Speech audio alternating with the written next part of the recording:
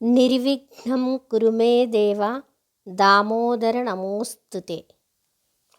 కార్తీక పురాణములోని 2వ అధ్యాయము. సోమవార వ్రత మహిమ. జనక, ఇంతవరకు నీకు కార్తీక మాసమునందు ఆచరించవలసిన విధిక్రమము మాత్రమే తెలియజేసి తిని. కార్తీక మాసములో సోమవార వ్రతమునకు ప్రత్యేక ప్రాముఖ్యము కలదు. కాన సోమవార వ్రత విధానమును దాని మహిమను గురించి వివరింతును. సావధానుడవై ఆలకించుము. కార్తీక మాసములో సోమవారము శివునకు అత్యంత ప్రీతికరమైన రోజు. ఆ రోజున స్త్రీ గాని పురుషుడు గాని ఏ జాతివారైనా గాని రోజంతయు ఉపవాసము ఉండి నదీ స్నానము చేసి తమ శక్తి కొలది దాన ధర్మములు చేసి నిష్ఠతో శివదేవునకు బిల్వపత్రాలతో అభిషేకము చేసి సాయంత్రము నక్షత్ర దర్శనము చేసిన తర్వాత భుజింపవలయను. ఈ విధముగా నిష్ఠతో నుండి ఆ రాత్రి అంతయు జాగరణ చేసి పురాణ పఠనమునరించి తెల్లవారిన తర్వాత నదికి వెళ్ళి స్నానమాచరించి తిలాదానము చేసి తమ శక్తి కొలది పేదలకు అన్నదానము చేయవలయను. అటుల చేయలేని వారలు కనీసము 3 బ్రాహ్మణులకైనను తృప్తిగా భోజనము పెట్టి తాము భుజించవలయను. ఉండగలిగిన వారు సోమవారము నాడు 2 పూటల భోజనము గాని ఏ విధమైన ఫలహారము గాని తీసుకొనకుండా ఉండుట మంచిది. ఇట్లు కార్తీక మాసమునందు వచ్చు సోమవార వ్రతమును చేసిన ఎడల పరమేశ్వరుడు కైలాస ప్రాప్తి కలిగించి శివ సన్నిధికి చేర్చును. భర్త లేని వితంతువు సోమవార వ్రతమును ఆచరించి శివపూజ చేసినచో కైలాస ప్రాప్తియు, విష్ణు పూజ చేసినచో వైకుంఠ ప్రాప్తియు నొందును. దీనికి ఉదాహరణముగా ఒక ఇతిహాసము కలదు. దానిని నీకు తెలియబరిచెదను, శ్రద్ధగా వినుము. కార్తీక సోమవార ఫలముచే కుక్క కైలాసమందు ఏగుట. పూర్వకాలమున కాశ్మీర దేశములో ఒక బ్రాహ్మణుడు కలడు. అతడు పురోహిత వృత్తిని చేపట్టి తన కుటుంబమును పోషించుకుంటూ ఉండెను. అతనికి చాలా దినములకు ఒక కుమార్తె కలిగెను. ఆమె పేరు స్వాతంత్ర నిష్ఠురి.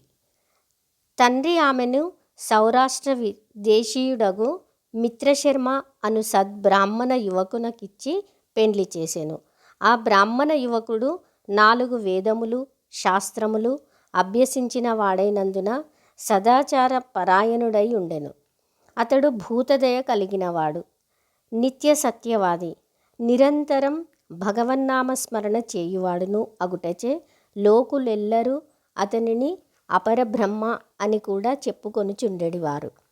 ఇటువంటి ఉత్తమ పురుషుని భార్య అగు నిష్ఠురి యవ్వన గర్వముతో కన్ను మిన్ను కానక పెద్దలను దూషించుచు అత్తామామలను భర్తను తిట్టుచు కొట్టుచు రక్కుచు పరపురుష సాంగత్యము కలదై వ్యభిచారిణి అయి తన ప్రియులు తెచ్చిన తినుబండారములు బట్టలు పువ్వులు ధరించుచు దుష్టురాలై తిరుగుచుండగా వంశమునకు అప్రతిష్ట తెచ్చుతున్నదని అత్తామామలు ఆమెను తమ ఇంటి నుండి వెడలగొట్టిరి.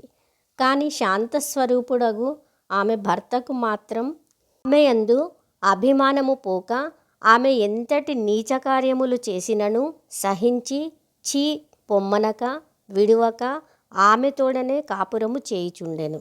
కానీ చుట్టుప్రక్కల వారా నిష్ఠురి గయ్యాలితనమునకే ఏవగించుకొని ఆమెకు కర్కశ అనే ఎగతాళి పేరును పెట్టుటచే అది మొదలందరూ దానిని కర్కశ అనియే పిలుస్తూ ఉండేవారు. ఇట్లు కొంతకాలము జరిగి పైన ఆ కర్కశ ఒకనాటి రాత్రి ఏకశయ్యపై తన భర్త గాఢ నిద్రలో ఉన్న సమయమును చూచి మెల్లగా లేచి తాళి కట్టిన భర్త యన్న విచక్షణ గాని దయా దాక్షిణ్యాలు కానీ లేక ఒక బండరాతిని తెచ్చి అతని తలపై గట్టిగా కొట్టినది. వెంటనే అతడు చనిపోయెను. ఆ మృతదేహమును ఎవరి సహాయము అక్కరలేకనే అతి రహస్యంగా దొడ్డిదారిని గొంపోయి ఊరి చివరనున్న పాడు నూతిలో పడవైచి పైన చెత్తా చెదారముతో నింపి ఏమీయూ ఎరగని దానివలే ఇంటికి వచ్చెను.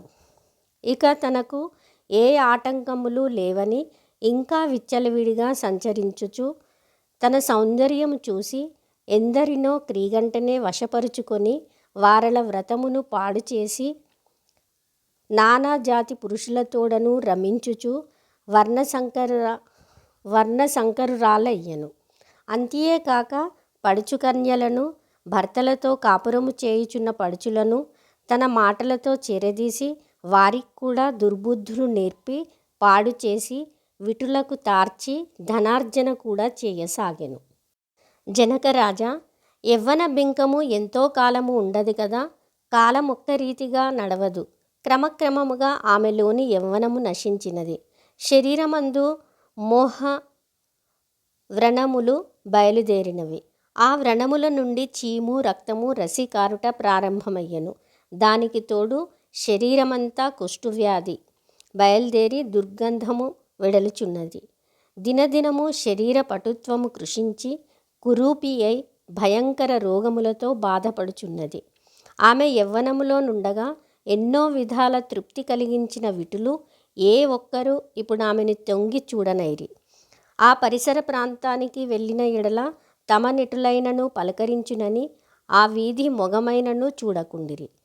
కర్కశ ఇటుల నరక బాధలను అనుభవించుచు పురుగులు పడి కొంతకాలమునకు చనిపోయినది. బ్రతికినన్నాళ్ళు ఒక్కనాడైనా పురాణ శ్రవణమైనను చేయని పాపిష్టిరాలు కదా. చనిపోయిన వెంటనే భయంకరులైన యమభటులు ఆమెని గొంపోయి ప్రేతరాజగు యముని సన్నిధిలో ఉంచగా యమధర్మరాజు చిత్రగుప్తుల వారిచే ఆమె పాపపుణ్యముల జాబితాలను చూపించి, భటులారా, ఈమె పాప చరిత అంతింత కాదు, వెంటనే ఈమెని తీసుకువెళ్ళి ఎర్రగా కాల్చిన ఇనుప స్తంభమునకు కట్టబెట్టుడు అని ఆజ్ఞాపించెను. విటులతో సుఖించినందులకు గాను యమభటులామెను ఎర్రగా కాల్చిన ఇనుప స్తంభమును కౌగిలించుకోమని చెప్పిరి.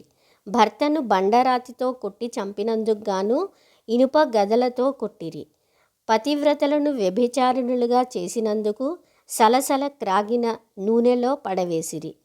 తల్లిదండ్రులకు అత్తమామలకు అపకీర్తి తెచ్చినందుకు సీసము కరిగించి నోటిలోనూ చెవులలోనూ పోసి ఇనుప కడ్డీలు కాల్చి వాతలు పెట్టిరి. తుదకు కుంభీపాకమను నరకములో వేయగా అందు ఇనుప ముక్కులు కల కాకులు, విషసర్పాలు, తేళ్ళు, జెర్రులు కుట్టినవి. ఆమె చేసిన పాపములకు ఇటు 7 తరాల వాళ్ళు అటు 7 తరాల వాళ్ళు నరక బాధలు పడుచుండిరి. ఈ ప్రకారముగా నరక బాధలను అనుభవించి కడకు కళింగ దేశమున కుక్క జన్మమెత్తి ఆకలి బాధ పడలేక ఇల్లిల్లు తిరుగుచుండగా కర్రలతో కొట్టువారు కొట్టుచూ తిట్టువారు, తిట్టుచూ తరుమువారు తరుముచూ ఉండిరి. ఇట్లుండగా ఒకనాడనొక శ్రోత్రియ బ్రాహ్మణుడు కార్తీక సోమవార వ్రతమాచరించి ఉపవాసముండి సాయంత్రము నక్షత్ర దర్శనము చేసి బలి అన్నమును అరుగుపై పెట్టి కాళ్ళు చేతులు కడుగుకొనుటకై లోనికేగిన సమయమున ఈ కుక్క వచ్చి ఆ బలి అన్నమును తినెను. వ్రత నిష్ఠాగరిష్ఠుడైన ఆ విప్రుని పూజా విధానముచే జరిపించిన బలి అన్నమగుట చేతను ఆ రోజు కార్తీక మాస సోమవార మగుట వలనను కుక్క ఆ రోజంతయు ఉపవాసముతో ఉండుట వలనను శివపూజ పవిత్ర స్థానమైన ఆ ఇంట దొరికిన ప్రసాదము తినుట వలనను ఆ శునకమునకు జన్మాంతర జ్ఞానముద్భవించెను. వెంటనే ఆ శునకము, విప్రకులోత్తమ, నన్ను కాపాడుము అని మొరపెట్టుకొనెను. ఆ మాటలు బ్రాహ్మణుడు ఆలకించి బయటకు వచ్చి చూడగా కుక్క తప్ప అన్యులెవరూ లేనందున లోనికేగెను. మరలా రక్షింపుము రక్షింపుము అని కేకలు వినబడెను. మరలా విప్రుడు బయటకు వచ్చి ఎవరు నీవు, నీ వృత్తాంతమేమి అని ప్రశ్నించగా అంతా ఆ కుక్క, మహానుభావ, ఈ పుట్టుకకు వెనుక 15 జన్మల ముందు కులాంగనను నేను వ్యభిచారిణినై అగ్నిసాక్షిగా పెండ్లాడిన భర్తను చంపి వృద్ధాప్యంలో కుష్ఠురాలనై తనువు చాలించిన తర్వాత యమదూతల వల్ల మహానరకం అనుభవించి నా పూర్వీకుల పుణ్య ఫలము వల్ల ఈ జన్మలో కుక్కనైతిని. ఈరోజు మీరు కార్తీక సోమవార వ్రతము చేసి ఇచ్చట ఉంచిన బలి అన్నమును తినుట వలన నాకు ఈ జ్ఞానోదయము కలిగినది. కావున ఓ విప్రోత్తమ, నాకు మహోపకారంగా మీరు చేసిన కార్తీక సోమవార వ్రత ఫలమొకటి ఇచ్చి నాకు మోక్షము కలిగించమని ప్రార్థించుచున్నాను అని వేడుకొనగా, కార్తీక సోమవార వ్రతములలో చాలా మహత్యమున్నదని గ్రహించి ఆ బ్రాహ్మణుడు ఒక సోమవారం నాటి ఫలమును ఆమెకు ధారబోయగా వెంటనే ఒక పుష్పక విమానము అక్కడికి వచ్చెను. ఆమె అందరికీ వందనము చేసి అక్కడి వారందరూ చూచుచుండగానే ఆ విమానం ఎక్కి శివ సాన్నిధ్యమునకేగెను. వింటివా జనక మహారాజా?